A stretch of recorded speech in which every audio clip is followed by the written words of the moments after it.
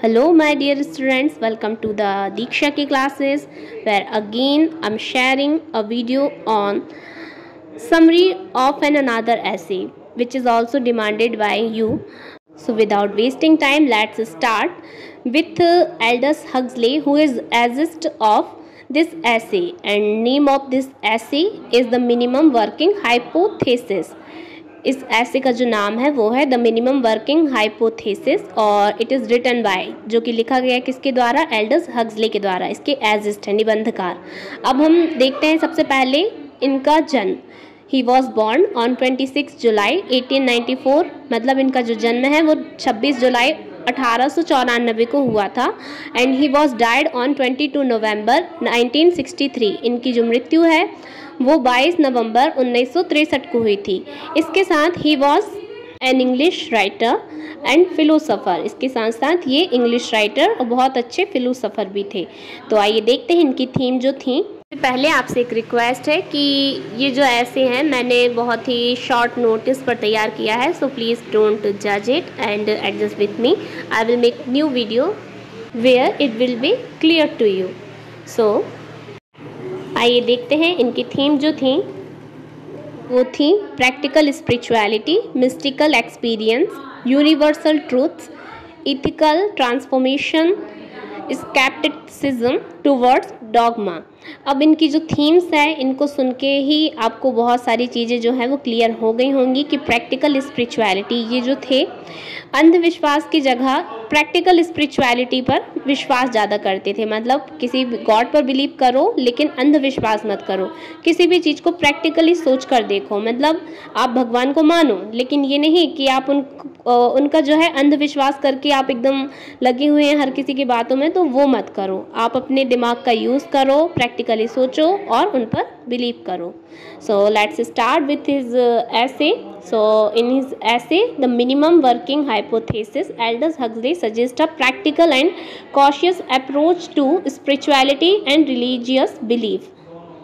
इन्होंने जो है आध्यात्मिकता और धार्मिक दृष्टिकोण के प्रति इन्होंने जो है हमें सतर्क रहने के लिए कहा है कि मतलब हमें जो है सतर्क हो के किसी भी चीज़ को क्या करना चाहिए, विश्वास करना चाहिए। Specially on spirituality we should be practical. हमें कैसा होना चाहिए, थोड़ा सा प्रैक्टिकल बात करना चाहिए, मतलब हमें प्रैक्टिकली इनको देखना चाहिए।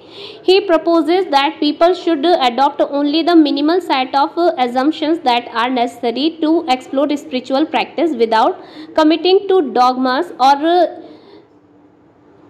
अनवेरिफाइबल क्लेम्स।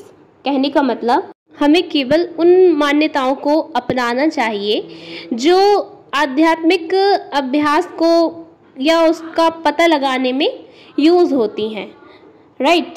न किसी धर्म को मतलब नुकसान पहुंचाए, हर्ट किए उनकी फीलिंग्स को। हमें क्या करना चाहिए, हमें सिर्फ उन मान्यताओं को अपनाना चाहिए जिससे हम भगवान का पता लगा सकें, ना कि हम उस पर अंधविश्वास करना स्टार्ट कर दें। ओके, सो कुल मिला के हक्सले जो है वो हमसे ये कहना चाहते हैं कि हमें कोई भी मतलब धर्म को मानना तो चाहिए लेकिन अंधविश्वास नहीं करना चाहिए। और अगर आप किसी भी मतलब बात को अगर आप मानते हैं तो उन बातों को मानना चाहिए जो हमें अंधविश्वास करने पर मजबूर नहीं करता है, बल्कि इनकी खोज करने के लिए हमें क्या करता है, प्रेरित करता है। Means we should explore spiritual practice without committing to dogmas. मतलब हमें किसी भी धार्मिक मान्यता का विरोध नहीं करना चाहिए। Now Huxley is encouraging people to approach spirituality with an open but critical mind. अब वो यहाँ पर जो है लोगों को इनकरेज तो कर रहा है, किसके लिए, स्पिरिचुअलिटी के लिए, लेकिन कैसा, एक खुले पर क्रिटिकल माइंड के साथ, मतलब आलोचनात्मक माइंड के साथ में। Instead of accepting the full weight of religious dogma और rejecting spirituality outright, he suggest adopting the simplest possible belief system. And what is that one system? That one assumes just enough: a divine reality, the possibility of direct experience and the moral value of aligning with it to motivate personal practice and inner exploration.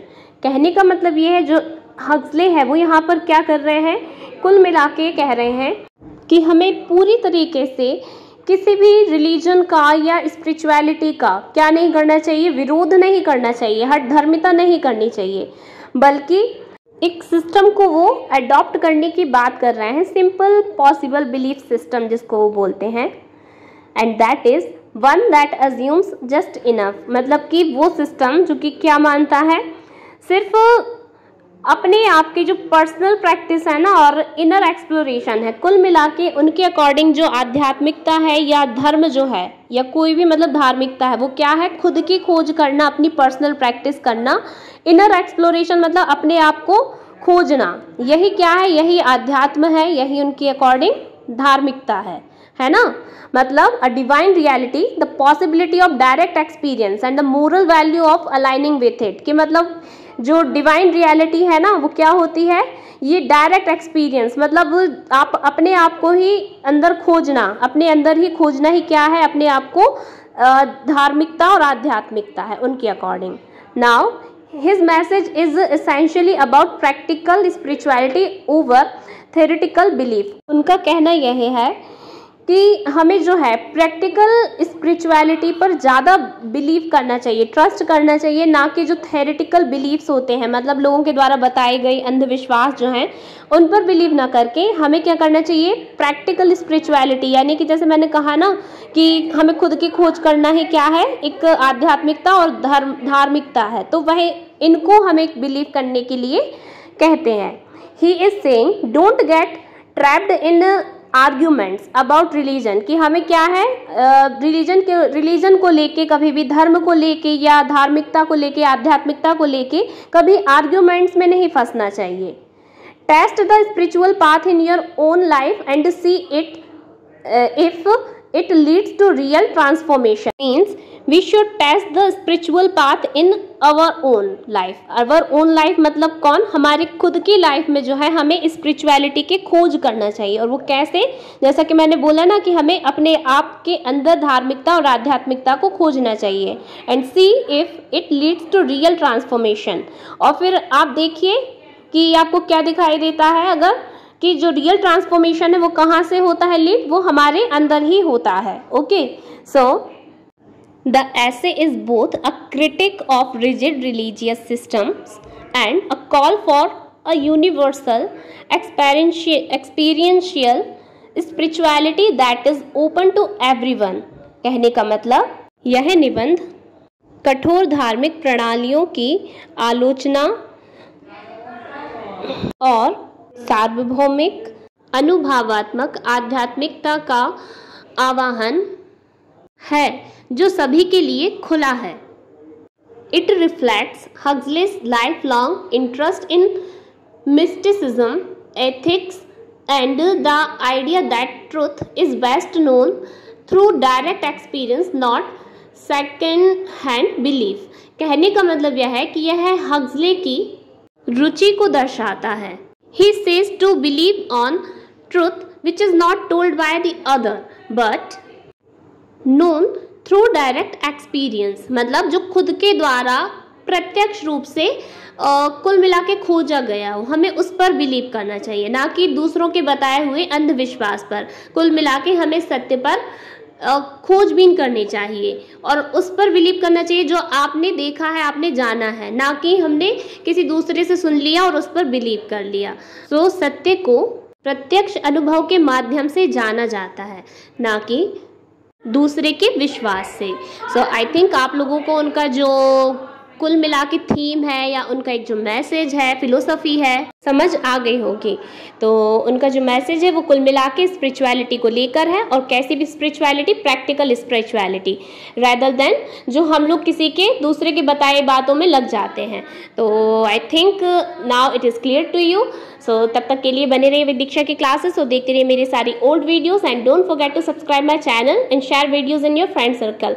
And also I am waiting for your comment where you will demand again a video to me. Thank you so much.